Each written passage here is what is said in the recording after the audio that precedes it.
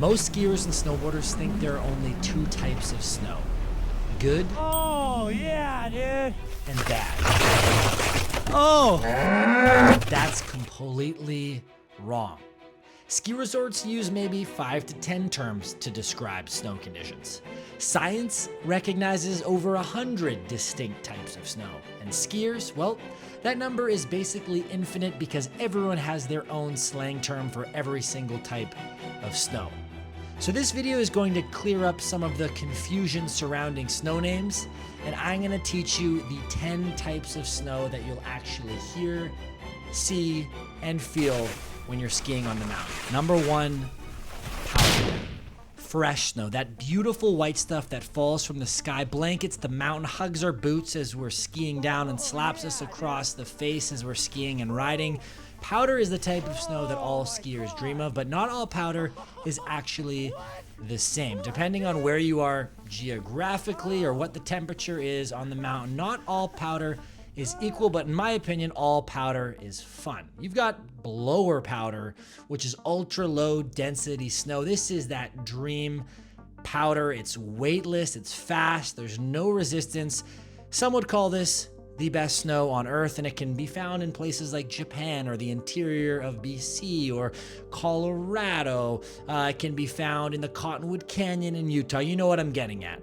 The other type of powder, we could just call it standard powder, and this can be found on many powder days across the planet. Any amount of snow that's stacked up can be called powder, but not all powder is the same. Number 2, packed powder. This one, once again, is a bit of a doozy and kind of covers a wide variety of snow, but packed powder is essentially powder snow off-piste that has been tracked out. Now, packed powder can be what I call hero snow, which is powder that has stayed cold, it's stayed soft, there's not too many bumps on it, it's really nice and grippy and supportive, and you can jump off anything. And this is some of the best skiing on the mountain 90% of the time, because you're not always going to get fresh tracks. It's going to get skied out, but that kind of packed powder is phenomenal. There's also packed powder, which people call clapped out, and it's not as good as that hero snow packed powder, right? It can be choppier and harder on your knees and more moguls and kind of clumpier or whatever. And this has probably happened because the powder has been skied out aggressively and the temperature has either warmed up or cooled down or something has changed. So packed powder means a bunch of different things, and when it's good, it's really, really good. And when it's bad, it can start to turn kind of more into crud. And what is crud, you might ask? Well, it's our number 3. And crud is essentially destroyed powder. It's chunks, it's piles, it's inconsistencies. It requires aggression and absorption. This is what powder turns into after a few hours when temperatures don't play in your favor. And trust me, crud will humble you quickly. There's not a lot of skiers out there that actually enjoy skiing crud, but a stiffer ski can make it a little more tolerable. But yeah, it's cruddy. And you know what else can be cruddy? Wet snow. Now, I grew up on the coast and I'm used to wet snow on Whistler. I'm actually a pretty big fan of wet snow. Others aren't fans of it. They call it things like glue or schmoo. You've probably heard Sierra cement or coastal concrete. This is heavy, high moisture snow. It happens in coastal climates or really anywhere where the temperature is getting warm. It's denser, slower, takes more effort. It's great for stability, but it's really, really bad for face shots, and it's bad if you haven't waxed recently. Wet snow isn't going to accumulate like blower light powder will. It'll kind of compress down. But with the thick, wide, beefy skis we have these days, it's a lot easier to ski than 20 years ago when everyone was riding 200 centimeter skinny twigs. But if you're a fan of running a skinnier ski and you really like laying trenches and dropping your edges and knees to the snow, then you're gonna be a fan of this snow type, and that's machine groomed. Groomed runs, corduroy. We all love groomed runs, especially on a sunny morning when you are the first one painting into the piste. It's consistent, it's predictable, it's smooth, and this is what most people actually really enjoy skiing. And honestly, groomed runs are insanely fun and sometimes just as enjoyable as a fresh canvas of powder. Now, groom snow is somewhat like powder, and it can come in a few different forms depending on the temperature and what's been going on the mountain. The one consistent thing is that you will see corduroy railroad tracks groomed into the snow, but that doesn't really mean it's going to feel the same. Depending on the temperatures, it could be harder packed or it could be icy. So that brings us to our next snow types. Hard pack.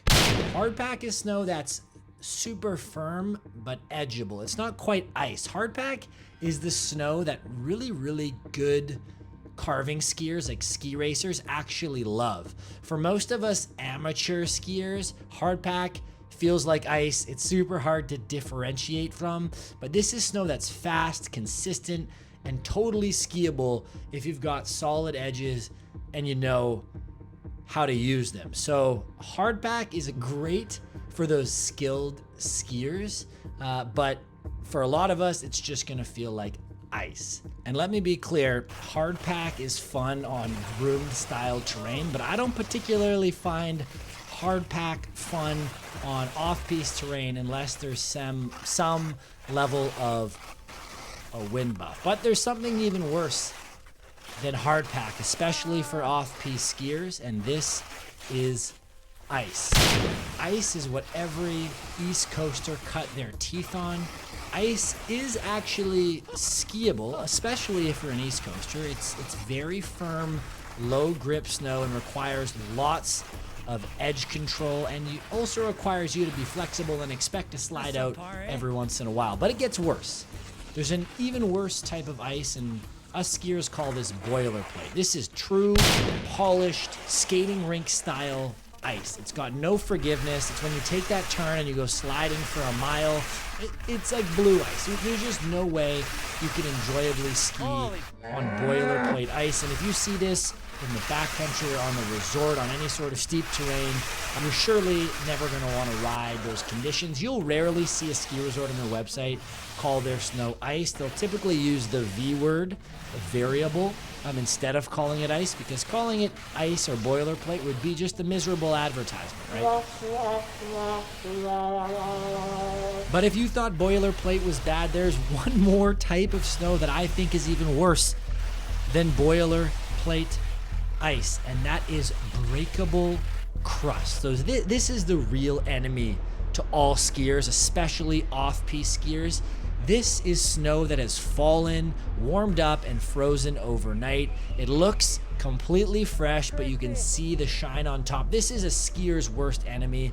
You'll break through unpredictably. You can't control your edges. You can't make a turn without jumping. This is just like ACL tearing style snow.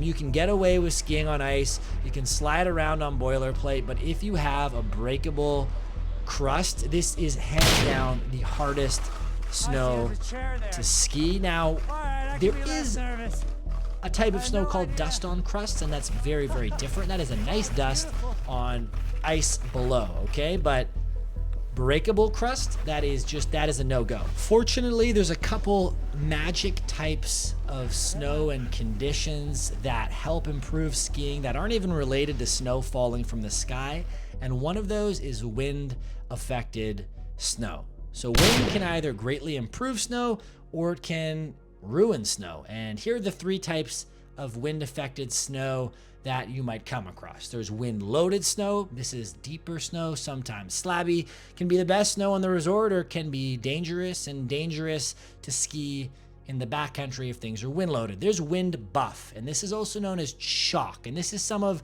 the funnest, creamiest, smoothest, most elite skiing on the mountain. It requires drier, colder temperatures, but this is confidence-inducing snow on big terrain, and a lot of skiers hunt for this wind-affected snow that is chalky, wind-affected in the best way possible. And the last way, the way you don't want the wind to affect your snow, is wind scouring it. So it's stripped down to hard pack or ice because the wind has just blown it all off. So wind-affected snow you'll often hear about, so just make sure the wind effect is the effect that's going to make you erect. Yeah, okay. All male genitalia jokes aside, there's one last snow type that can also help improve icy, hard pack, boilerplate conditions, and that is spring snow. This is corn, and there is a slush spectrum, but the sun and warmer temps can greatly improve the skiing experience if things are icy. So there's the slush spectrum on a spring day, and it's going to start as ice, and as things warm up, there's that kind of perfect spring corn snow in the middle, and we love harvesting corn in the spring season. It's kind of that snow as it just warms up but doesn't get too saturated. It's soft, it's carvable, it's predictable, it's super fun. And that corn will quickly turn to slush. And slush is a little heavier, a little harder to ski. You're gonna have to work a bit harder, and then the slush will turn into mashed potatoes, which are even more thick and mushy and hard to ski. And then sooner or later, if it keeps warming up, the mashed potatoes can turn into schmoo or gloop or glue or whatever you want to call it. So there's this spring slush spectrum, and the trick with spring snow is you kind of want to hit it in that perfect time window when it's corn, but most mountains will just call it spring snow. Now I could end the list right here because these are pretty much all of the snow names you're going to see the mountains reporting and skiers talking about on the lifts for most of your ski season, but there is one more word you might see all the time. One of the most redundant and most annoying snow types that mountains often use a lot. I call it the V word. Variable. Variable snow essentially means a mix of crust, crud, ice, and general sadness on the ski hill, and resorts will use this when they have no other better way to describe whatever poor conditions exist on the mountain, nor do they want to be liable for whatever craziness is going on with the crusty ski hill that they've been dealing with. So variable snow often means that the snow is quite bad on a vast majority of the mountain, but that doesn't mean that you can't look hard, plan, and find good snow on different parts of the mountain. There's always good snow somewhere, and no matter what the snow type is, you're always going to have a great day on the ski resort.